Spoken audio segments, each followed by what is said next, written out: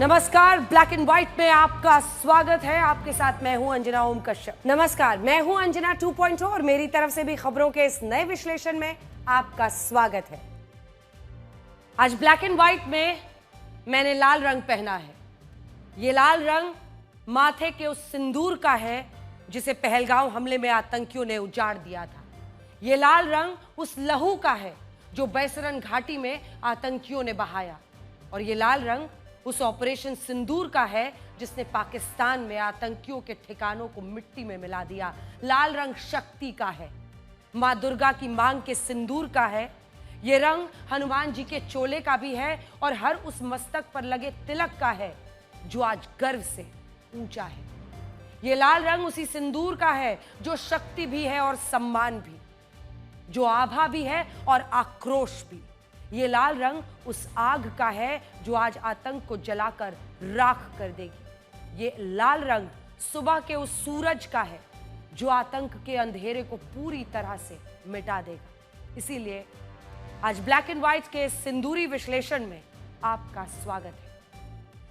आज सबसे पहले आपको उस महिला के शब्द याद दिलाएंगे जिसके माथे का सिंदूर पहलगांव में आतंकियों ने उजाड़ दिया था और उसे कहा कि जाओ मोदी को बता देना।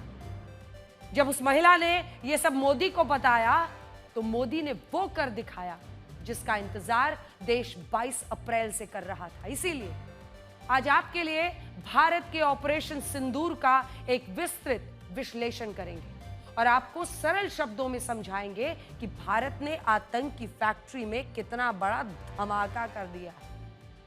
पाकिस्तान और पाकिस्तान के कब्जे वाले कश्मीर में आतंक के 9 हेडक्वार्टर्स खंडहर में तब्दील हो चुके हैं और इनमें रहने वाले आतंकवादी खाक में मिल चुके हैं। इसके बाद हम आपको बताएंगे कि ऑपरेशन सिंदूर तो सिर्फ ट्रेलर है, भारत का बदला अभी बाकी है। आतंकवादियों के जिन जनाजों में शाहबाज शरीफ और मौलाना आसिम मुनीर शामिल हो रहे हैं उनकी सूची बहुत लंबी होने वाली है। सुबह शाम इनका जनाजों में ही जाने में बीतने वाला है, क्योंकि अब भारत का हर एक दुश्मन आतंकवादी का बचना मुश्किल ही नहीं नामुमकिन है। आज आपको पाकिस्तान में पसरा मातम, वो घबराहट दिखाएंगे जिसने उसकी नींद उड़ा दी है, क्योंकि अब कोई भी रात पाकिस्तान के लिए चैन की रात नहीं होने वाली है। और मेरी एआई वर्जन भी आज आपको पाकिस्तान से ही जुड़ी खबर दिखाएंगे।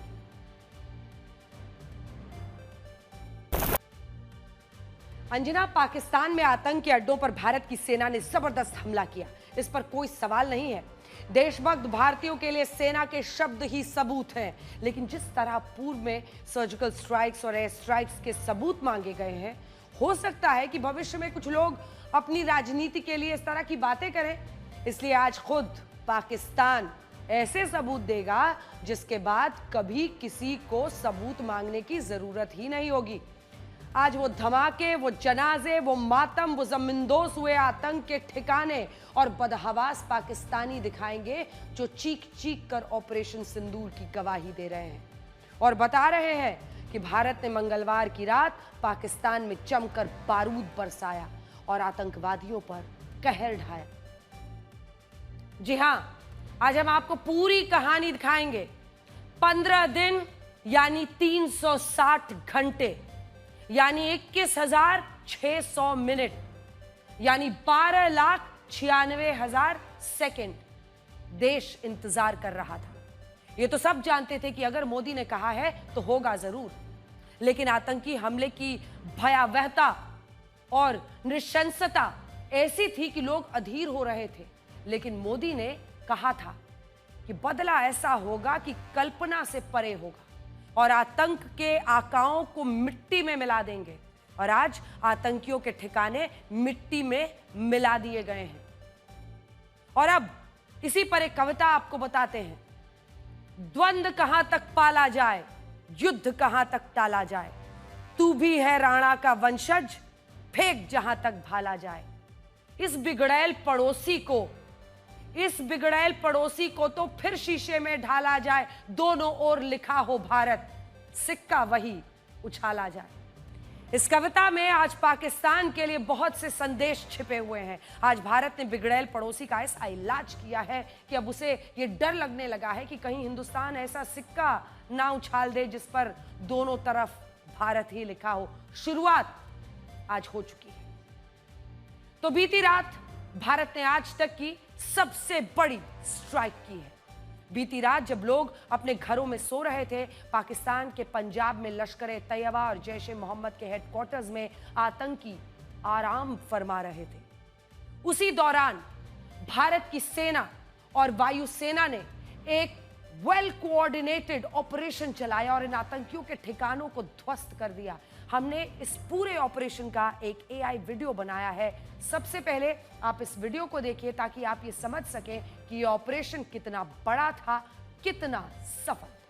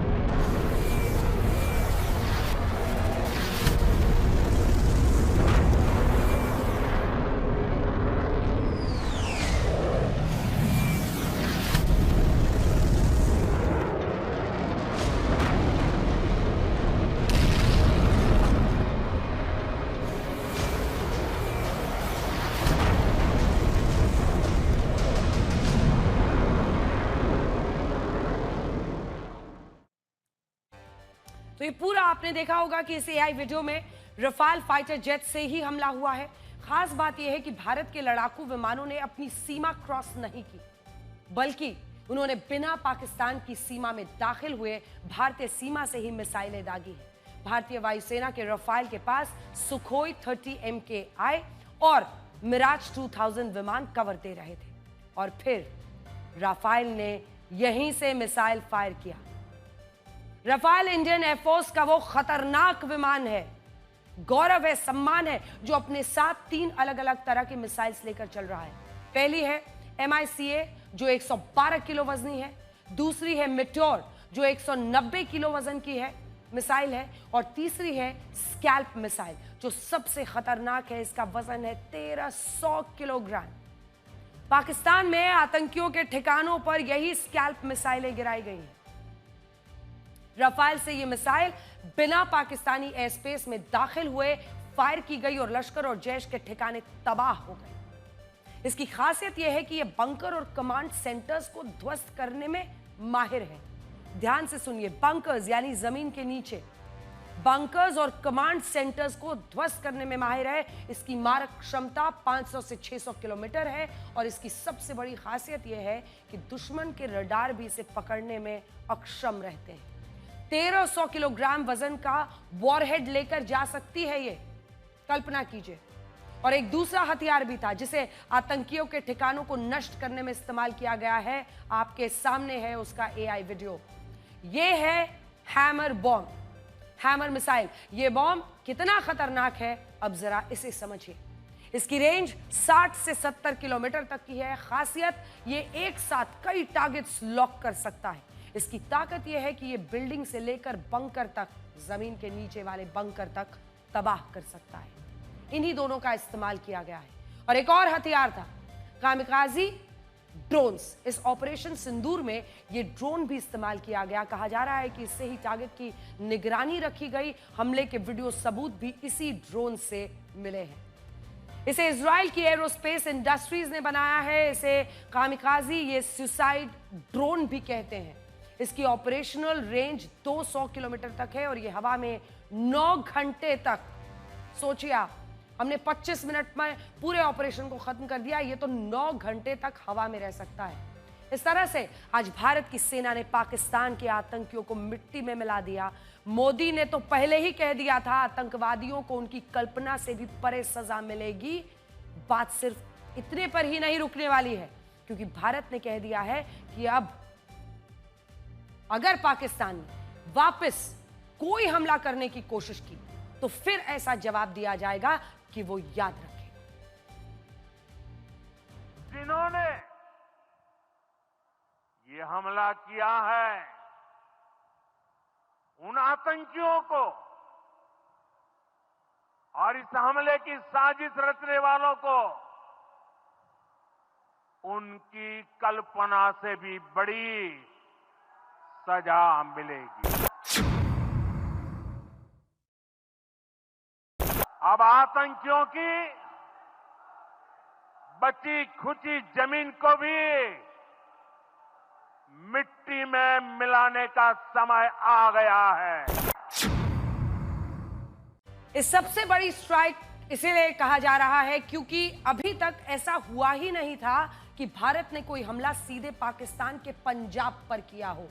यह ध्यान से सुनिए, क्योंकि पंजाब सबसे समृद्ध प्रांत माना जाता है पाकिस्तान का, सबसे सुरक्षित आतंकियों के लिए। पीओके में तो स्ट्राइक्स होती रही हैं।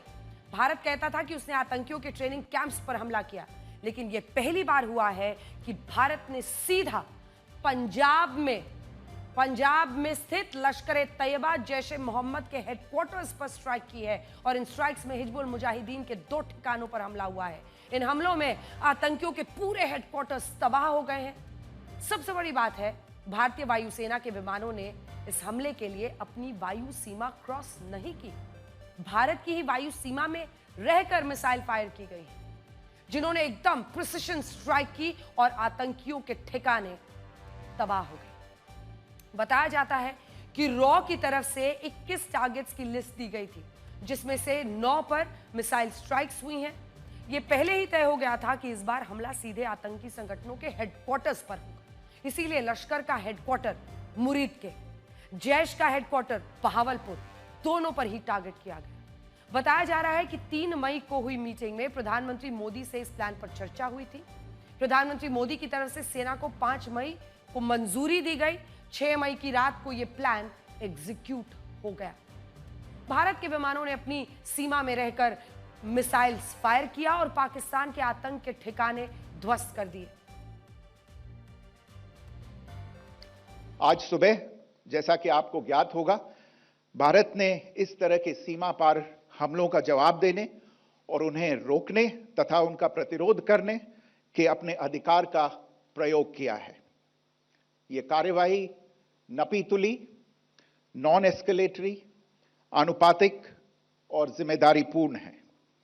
यह आतंकवाद की इंफ्रास्ट्रक्चर को समाप्त करने और भारत में भेजे जाने वाले संभावित आतंकवादियों को अक्षम बनाने पर केंद्रित है।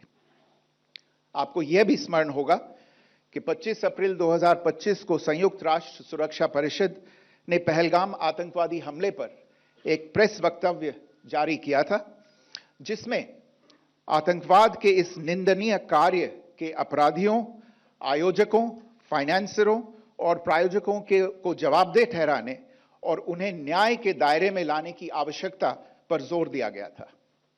भारत की आज की इस कार्रवाई को इसी संदर्भ में देखा जाना चाहिए।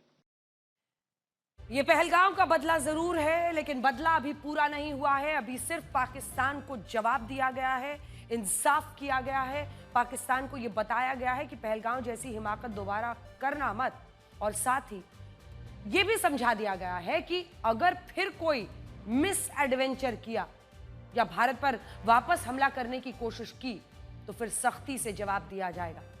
और जब हमने इंसाफ के लिए ऐसी कार्रवाई की है तो सख्ती वाले जवाब का अर्थ क्या है ये वो समझ रहा होगा। इस बार फिर सीधे आर पार का युद्ध होगा, ये पाकिस्तान को समझ लेना चाहिए। भारतीय सेना ने पाकिस्तान और पीओके में कुल 9 आतंकी कैंप्स को निशाना बनाया। आगे हम आपको डिटेल में बताएंगे कि इन आतंकी कैंपों की खासियत क्या थी और इन आतंकी कैंप से भारत में कौन कौन से आतंकी हमले किए गए थे, कहां कौन सा आतंकी मास्टरमाइंड बैठता है, आतंकियों का कितना नुकसान हुआ है, ये सब आपको हम आगे बताएंगे। लेकिन सबसे पहले मैप पर आपको यह बता दें कि आतंकी कैंप कहां कहां है।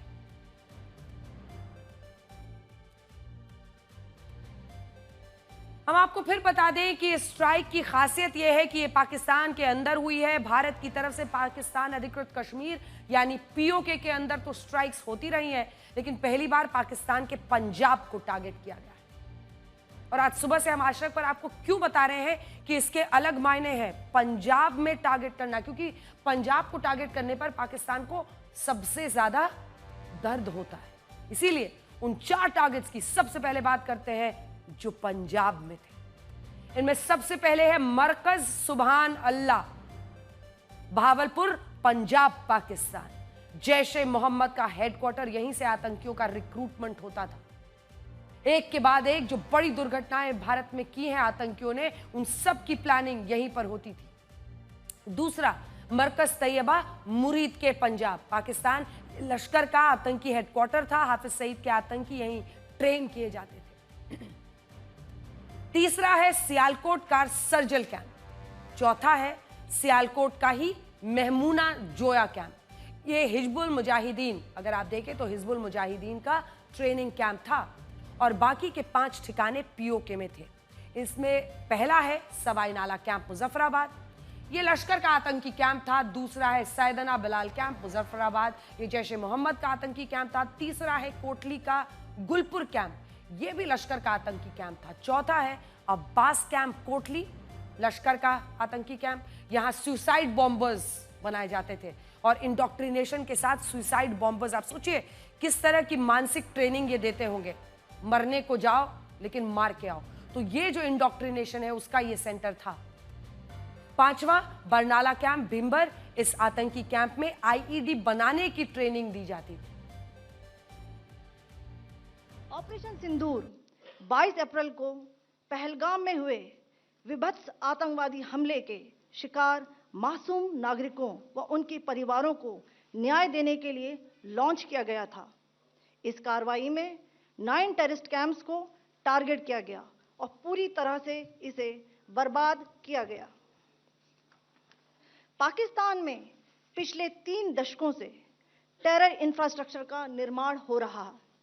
इसमें recruitment, indoctrination centres, training areas व लॉन्च पैड शामिल थे, जो पाकिस्तान और पाक अधिकृत जम्मू कश्मीर पीओजेके दोनों में फैले हैं। इन लक्ष्यों का चयन विश्वसनीय इंटेलिजेंस सूचनाओं के आधार पर हुआ ताकि आतंक गतिविधियों की रीढ़ तोड़ी जा सके और यह खास ध्यान दिया गया कि निर्दोष नागरिकों और सिविलियन इंस्टॉलेशन को नुकसान ना पहुंचे। 22 अप्रैल को आतंकवादियों ने पुरुषों को गोली मारी थी और महिलाओं को छोड़ दिया था ताकि वो उस आतंक की कहानी को बताएं। आज भारत ने पाकिस्तान का हिसाब बताने के लिए भी 2 महिलाओं को ही चुना था। एक थी आर्मी की कर्नल सोफिया कुरैशी और दूसरी थी वायुसेना की विंग कमांडर व्योमिका सिंह। इसका नाम ऑपरेशन सिंदूर रखे जाने के पीछे भी एक बहुत बड़ी भावना थी। यह नाम सोच समझकर रखा गया था और बताया जा रहा है कि ऑपरेशन सिंदूर का नाम खुद प्रधानमंत्री नरेंद्र मोदी ने ही दिया था। और यह भी कहा जा रहा है कि पहली मीटिंग में प्रधानमंत्री मोदी ने यह नाम बता दिया था। जब यह खबर आई थी कि सेना को खुली छूट दे दी गई है तो मोदी ने उसी दिन बता दिया था कि सेना जगह और समय खुद तय करे, लेकिन ऑपरेशन का नाम ऑपरेशन सिंदूर होगा। आपको याद होगा जब 22 अप्रैल को यह हमला हुआ तो सबसे पहले देश के सामने ये फोटो आई थी।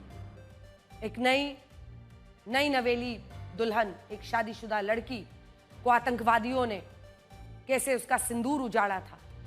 पति के शव के सामने वो बैठी हुई थी। आतंकवादियों ने जानबूझकर दहशत फैलाने के लिए पत्नी के सामने, बच्चों के सामने धर्म पूछा, उसकी पहचान की और फिर धर्म पूछकर गोली मारी। ऐसी एक नहीं, अनेकों कहानियां वहां से आई। इसीलिए पूरे देश में एक गुस्सा था, एक आक्रोश था। आतंकवादियों ने इन महिलाओं की मांगों का सिंदूर उजाड़ दिया था। सिर्फ इतना ही नहीं, इनमें से कुछ महिलाएं तो आतंकियों से यह भी कहा था कि वो उन्हें भी मार दें।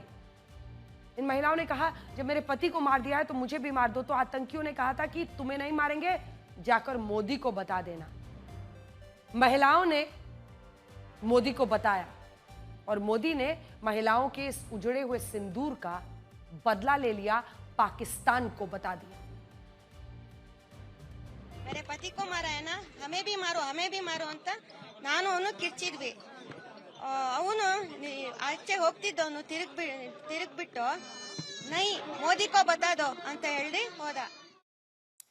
सोचिए, जब प्रधानमंत्री नरेंद्र मोदी ने यह सुना होगा आतंकवादियों ने उनका नाम लेकर निर्दोष हिंदुओं को मारा है, तो मोदी पर क्या बीती होगी.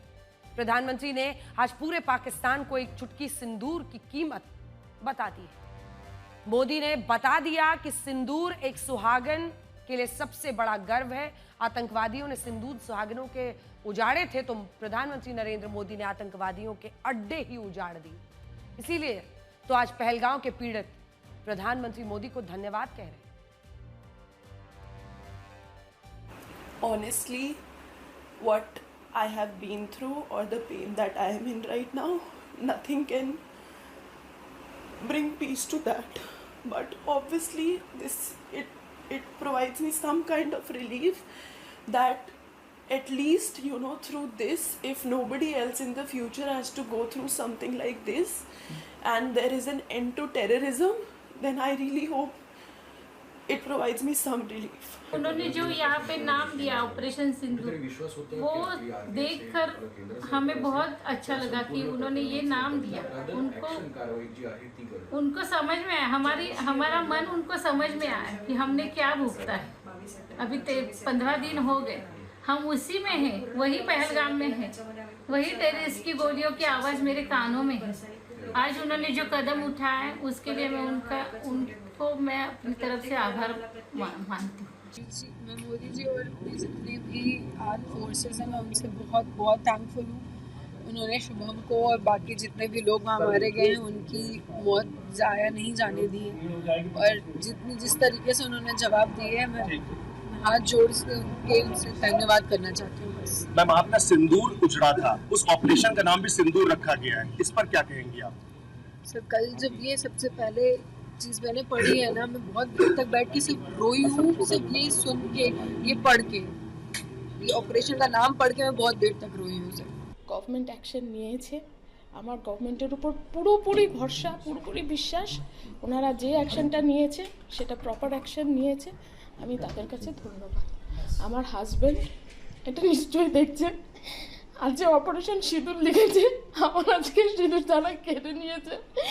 ভগবান আমার হাজব্যান্ডকে শান্তি দিই, আর ভবিষ্যতে যাতে কারোর কপালে সিঁদুর না যায়, এটাই গভর্নমেন্টের কাছে আমার রিকোয়েস্ট.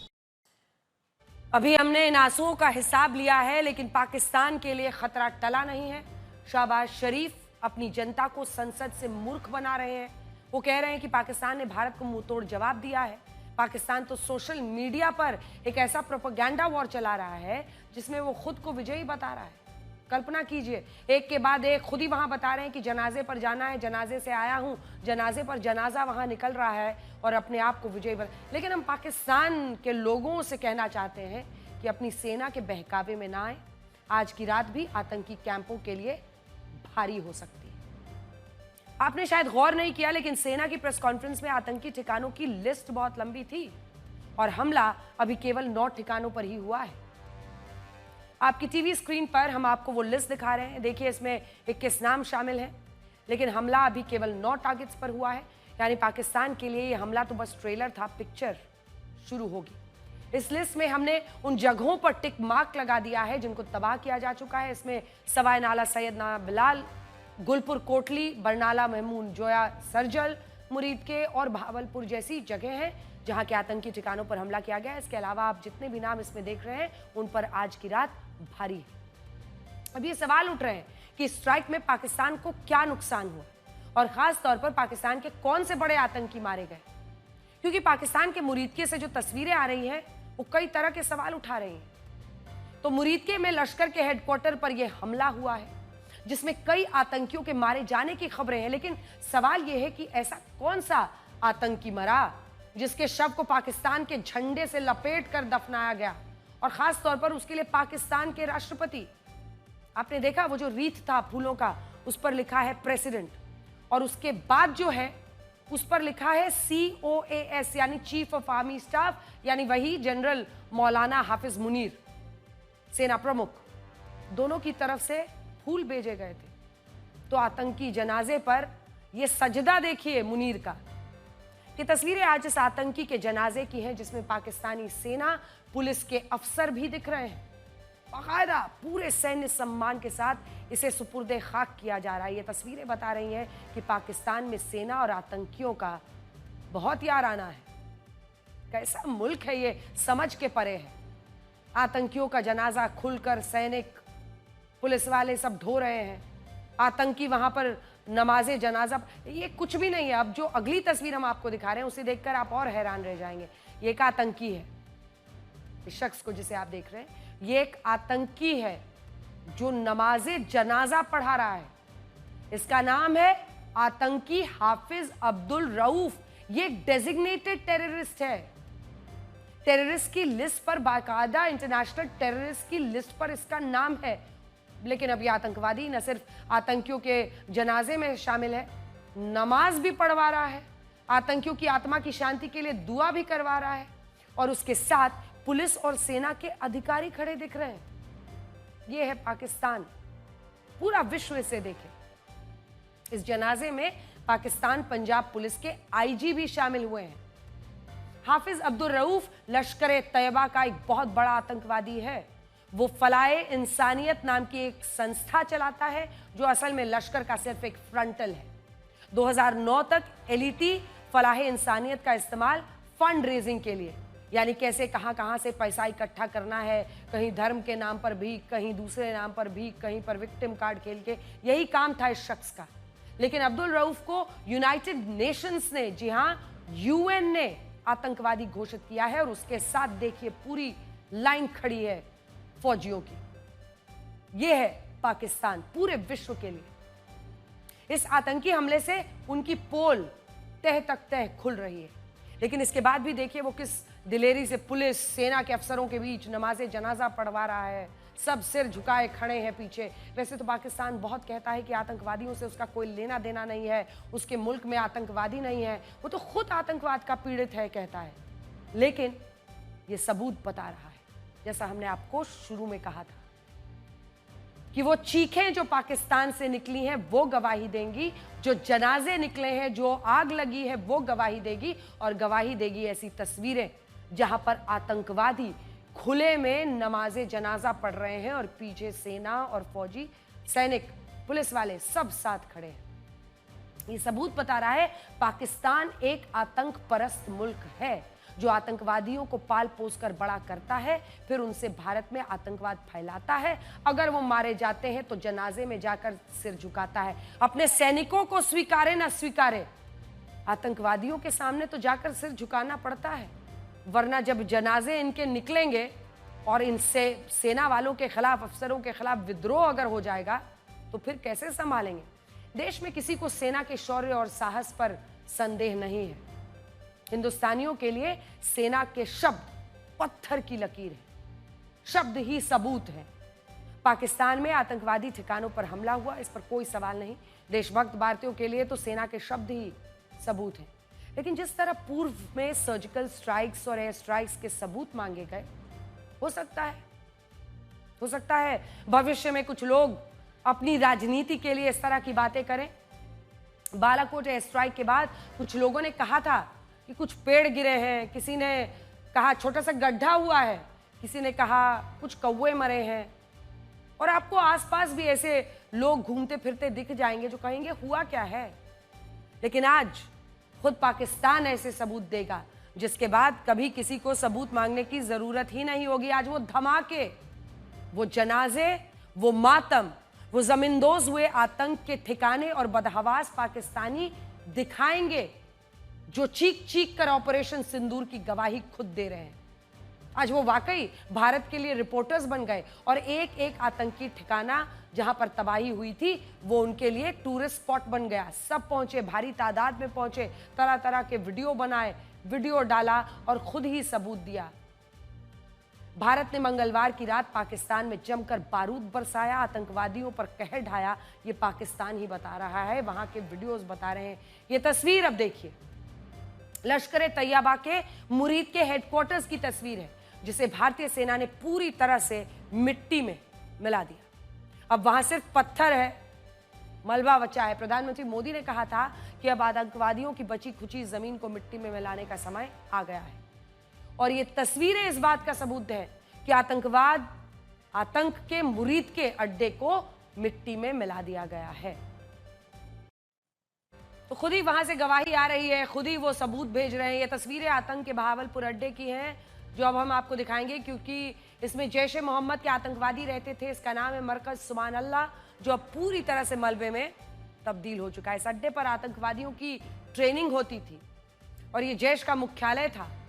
भारत के सटीक निशाने से ये ठिकाना खंडहर में तब्दील हो गया है। जिन्हें सबूत चाहिए उन्हें वीडियो के साथ ये बयान भी आज सुनना चाहिए। अब कुछ लोग ऐसे भी हो सकते हैं जो कहें कि सिर्फ इमारतें ही तो ध्वस्त हुई हैं, तो उनके लिए धमाकों की तस्वीरों के साथ वो आतंकियों के जनाजे भी आपको दिखाते हैं जो भारत के हमले में ढेर हो गए। इन तस्वीरों को देखने के बाद भविष्य में किसी को सबूत मांगने की जरूरत नहीं पड़ेगी। आतंकियों को सलाम करता हुआ, सजदा करता हुआ पाकिस्तान की फौज, पाकिस्तान के पुलिस वाले पिछले 3 दशक से भारत में आतंकी हमलों के लिए पाकिस्तान के ये 3 आतंकी संगठन मुख्य रूप से जिम्मेदार रहे। लश्कर-ए-तैयबा जिसका हेड है हाफिज सईद, जैश ए मोहम्मद जिसका सरगना है मौलाना मसूद अजहर और तीसरा है हिजबुल मुजाहिदीन जिसका हेड है सैयद सलाउद्दीन। भारत ने इन 3 आतंकी, अगर आप देखिए इन तीनों आतंकी संगठनों के हेडक्वार्टर्स को नष्ट करके इतिहास के बड़े बड़े आतंकी हमलों का बदला ले लिया है। ये पूरी कहानी 1999 की कंधार हाईजैकिंग से शुरू हुई, जिसमें आतंकी इंडियन एयरलाइंस की फ्लाइट IC-814 को हाईजैक करके कंधार ले गए और उसी डील में मौलाना मसूद अजहर को छोड़ना पड़ा था। इसके बाद 2001 में संसद पर हमला हुआ। मसूद अजहर के संगठन जैश ए मोहम्मद ने ही यह हमला किया था।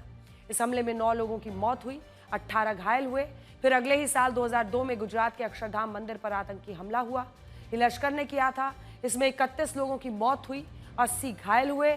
2008 में सबसे बड़ा मुंबई अटैक हुआ, 164 लोगों की मौत हुई, 300 घायल हुए। इसके पीछे लश्कर था। 2016 में उरी में सेना के कैंप पर लश्कर के आतंकियों ने हमला किया, 20 जवानों की मौत हुई, 21 घायल हुए। 2019 में जैश ए मोहम्मद ने फिर से पुलवामा कर दिया, 40 जवानों की शहादत हुई, 5 घायल हुए। और इस बार तो 22 अप्रैल को आतंकियों ने धर्म पूछ कर भारतीय नागरिकों को मारा, निहत्थे नागरिकों को सिर में गोली मारी, 26 लोगों की मौत हुई, 17 घायल हुए। इसीलिए तो कहा जा रहा है कि मोदी ने अब तक सारे बड़े आतंकी हमलों का बदला लिया है, क्योंकि इन हमलों के आतंकी इन्हीं संगठनों के हेडक्वार्टर्स में तैयार होते थे। वहां से हमले का ऑर्डर जाता था, मोदी ने आतंकी हेडक्वार्टर्स ही नष्ट कर। साथियों, जैसी कि आप सबको जानकारी है कि कल रात हमारी भारतीय सेनाओं ने अपने अद्भुत शौर्य और पराक्रम का परिचय देते हुए एक नया इतिहास रच दिया है। साथियों, भारत की सेना ने सटीकता, सतर्कता और संवेदनशीलता के साथ कार्रवाई की है। हमने जो लक्ष्य तय किए थे उन्हें ठीक समय तय योजना के अनुसार सटीकता से उन्होंने ध्वस्त किया है और किसी भी नागरिक ठिकाने, सिविलियन पॉपुलेशन को जरा भी प्रभावित न होने देने की संवेदनशीलता भी हमारी सेना ने दिखाई है। साथियों, प्रधानमंत्री श्री नरेंद्र मोदी के नेतृत्व में हमारी सेनाओं ने ऑपरेशन सिंदूर लॉन्च करके पहले की तरह ही इस बार भी आतंकियों को ट्रेनिंग देने वाले कैंप्स को तबाह करके करारा जवाब दिया है। भारत ने अपनी सरजमी पर हुए हमले का जवाब देने के लिए अपने राइट टू रेस्पॉन्ड का इस्तेमाल किया है। हमने हनुमान जी के उस आदर्श का पालन किया है जो उन्होंने अशोक वाटिका उजाड़ते समय किया था। जिन मोहि मारा तिन मोहि मारे। हमने केवल उन्हीं को मारा जिन्होंने हमारे मासूमों को मारा। बता देना, पाकिस्तान को एक बात पता चल गई होगी कि भारत घर में घुसकर तो मारता ही है, घर में बिना घुसे भी मार देता है। बालाकोट में भारतीय वायुसेना ने पाकिस्तान में 10 किलोमीटर अंदर घुसकर 300 आतंकी मारे थे। अब की बार भारतीय वायुसेना ने पाकिस्तान में घुसने की जहमत नहीं उठाई, बल्कि उन्होंने अपनी ही सीमा में रहकर पाकिस्तान में 100 किलोमीटर दूर मौजूद आतंकियों के हेडक्वार्टर्स को उजाड़ दिया। पहलगाम हमले के बाद आतंकी समर्थक कहने लगे थे कि यह हमला हमास स्टाइल में हुआ, यानी जिस तरह से इजराइल पर हमास ने हमला किया था ठीक उसी तरह, लेकिन इस बार भारत ने हमास स्टाइल वाला हमला करने वाले आतंकियों को इजराइल स्टाइल में ही धुआंधार जवाब दिया। बल्कि यूं कहिए कि आने वाले वक्त में लोग कहेंगे कि इंडिया स्टाइल में कोई भी मुल्क अगर आतंकियों पर ऐसे टारगेट करेगा तो आने वाले वक्त में लोग कहेंगे कि इंडिया वाले स्टाइल में हमला किया है। इस बार भारत ने आतंकियों के केवल कैंप ही नहीं उजाड़े, बल्कि हमने आतंकियों के वैचारिक पिताओं के हेडक्वार्टर्स भी मिट्टी में मिला दिए। पाकिस्तानी आतंकी भारतीय वायुसेना के ऑपरेशन सिंदूर को जीवन पर्यंत याद रखेंगे। उन्हें यह याद रहेगा कि वो पाकिस्तान के किसी भी कोने में सुरक्षित नहीं है। अगर वो पीओके से भागकर पाकिस्तान के रिहायशी इलाकों में मौजूद अपने हेडक्वार्टर्स में छिपेंगे तो भी भारत छोड़ेगा नहीं। भारत ने पाकिस्तान के 9 आतंकी ठिकानों पर हमला किया है और यह हमला साधारण हमला नहीं है, यह उन्हें मिट्टी में मिला देने वाला हमला था। भारत ने 9 आतंकी ठिकानों पर 24 मिसाइलों से हमला किया है। आपको याद होगा प्रधानमंत्री नरेंद्र मोदी ने कहा था कि बचे खुचे आतंकी ठिकानों को मिट्टी में मिला देंगे। और क्या लगता है आपको 9 ठिकानों पर गिरी 24 ताकतवर मिसाइलों ने इन जगहों पर क्या किया होगा? यकीनन उन्हें मिट्टी में मिला दिया है। भारत ने जिन 9 आतंकी ठिकानों पर हमला किया उनमें से 4 पाकिस्तान में थे, 5 पीओके में।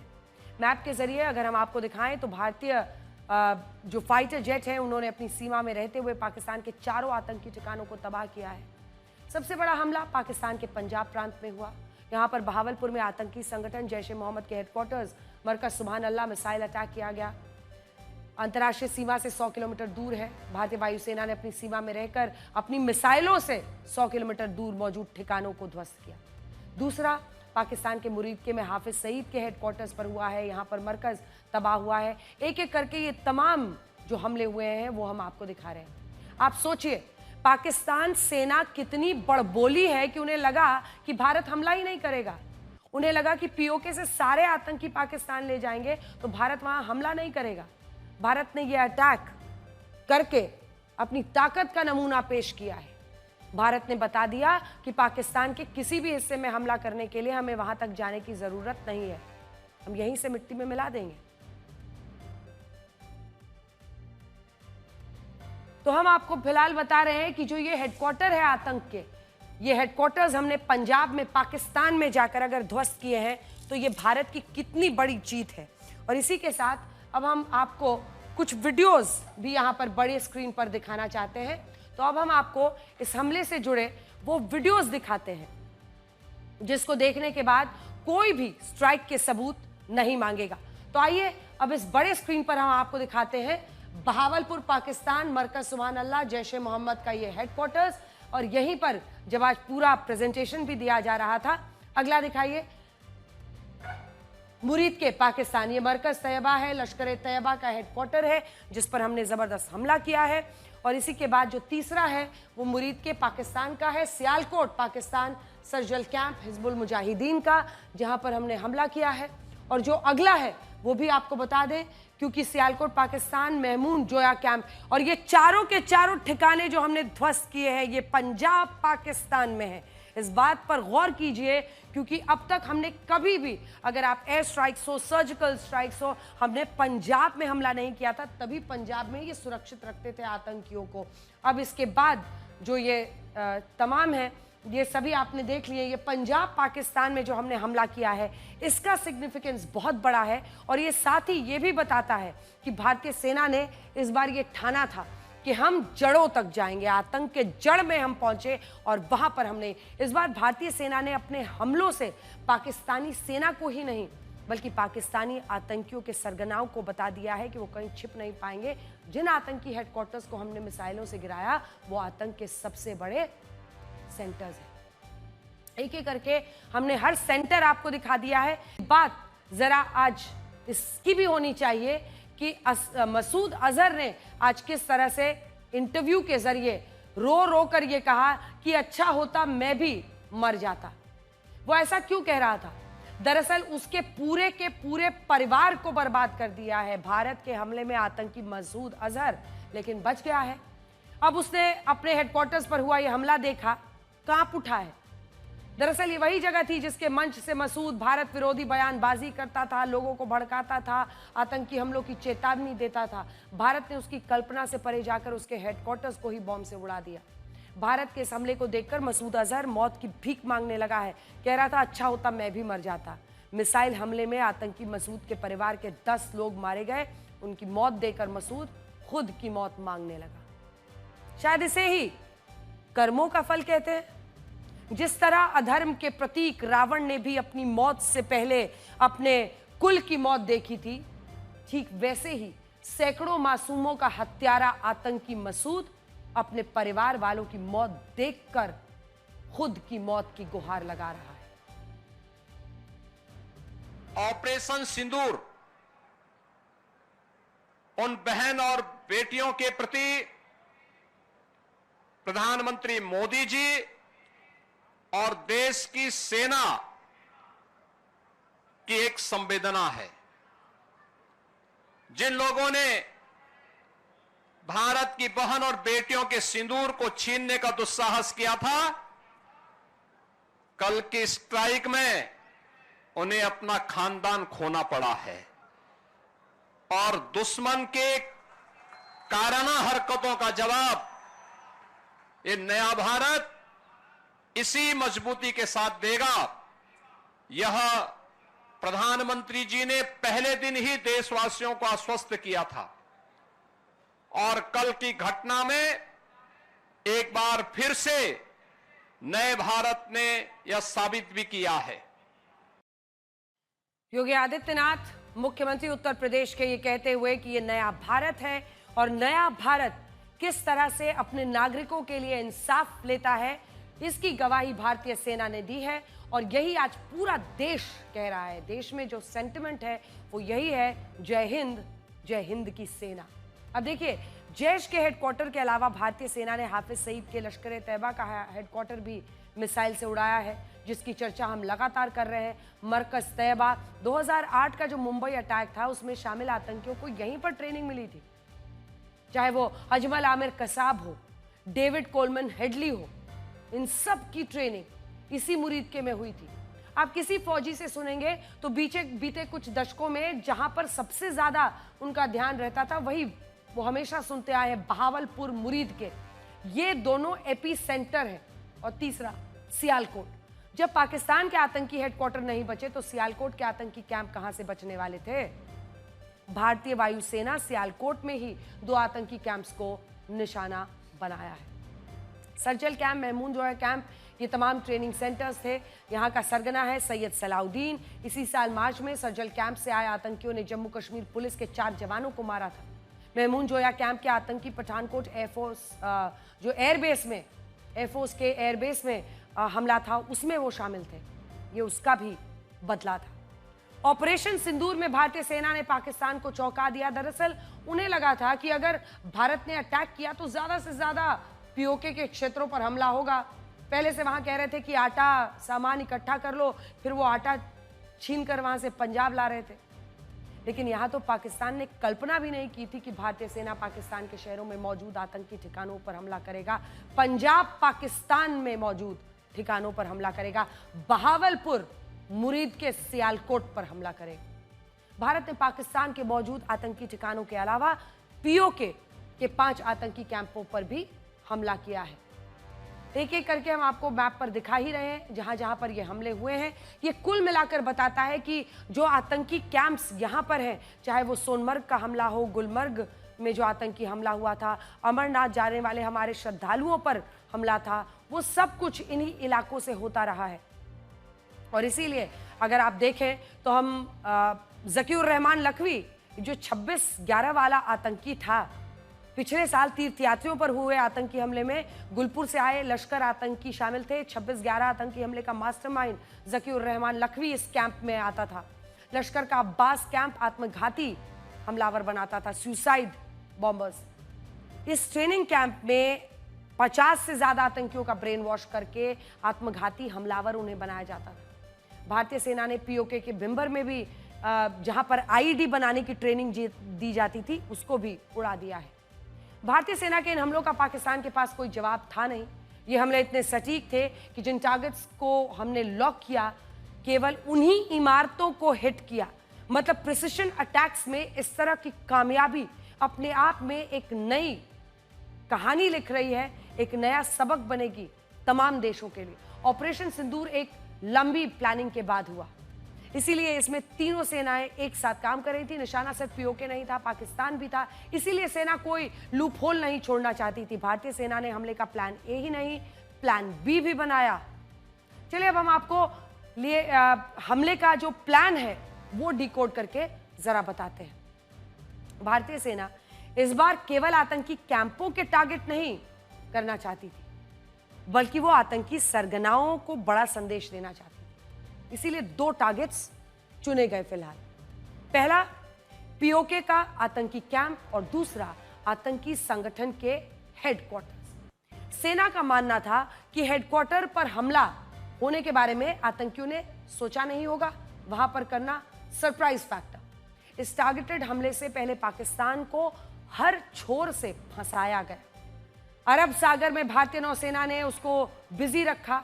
थल सेना ने एलओसी पर पाकिस्तान के सीज फायर वायलेशन का जबरदस्त जवाब दिया, जिससे पाकिस्तानी सेना उलझी रही। इस बीच वायुसेना ने भी युद्धाभ्यास का नोटिफिकेशन जारी करके पाकिस्तान को भ्रम में डाल दिया था। इसी मौके का फायदा उठाकर भारत ने स्ट्राइक किया। वायुसेना को हमले की जिम्मेदारी दी गई, जो भारतीय सेना का प्लान ए था, जिसमें उनको कहा गया था कि वो एलओसी पार नहीं करेंगे। नौसेना को भी स्टैंड बाय पर रखा गया, ये प्लान बी में शामिल था। अगर प्लान ए कुछ गड़बड़ होती या पाकिस्तान की तरफ से पलटवार की स्थिति बनती तो नेवी दूसरे छोर से पाकिस्तान के लिए मुसीबत बन सकती। हमला उन्हीं जगह पर किया गया जिनके बारे में भारतीय खुफिया एजेंसी रॉ से पक्की सूचना मिली, जानकारी मिली, इनपुट्स मिले। हमले से पहले एनएसए अजीत डोभाल ने भी 15 से ज्यादा मीटिंग्स की थी, ताकि कहीं पर भी कोई चूक ना हो।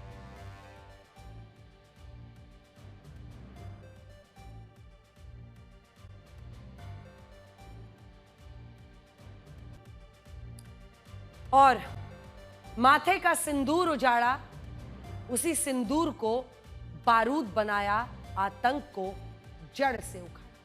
नमस्कार।